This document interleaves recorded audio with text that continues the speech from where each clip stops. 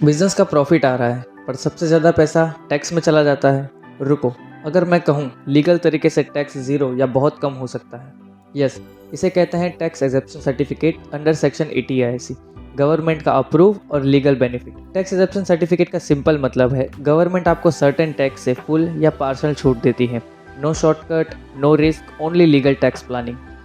Section 80 IIC का simple मतलब है 3 consecutive years तक 100% tax relief on eligible startup profits. No hidden clauses, no shortcut, only low back tax relief.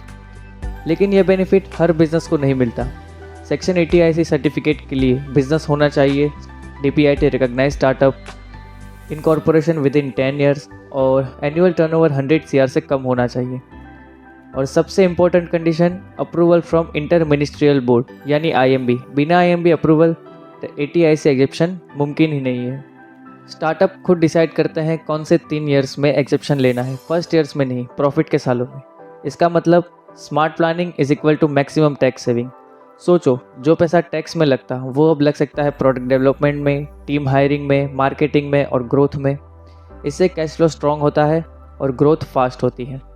लेकिन एक छोटी सी गलती और पूरा बेनिफिट रिजेक्ट हो सकता है, जैसे इनोवेशन का वीक पोजिशनिंग, इनरियलिस्टिक या इनकरेक्ट फाइनेंशियल प्रोजेक्शन, इनकम्प्लीट या मिसमैच डॉक्यूमेंटेशन और IMB एवेल्यूशन को लाइटली लेना।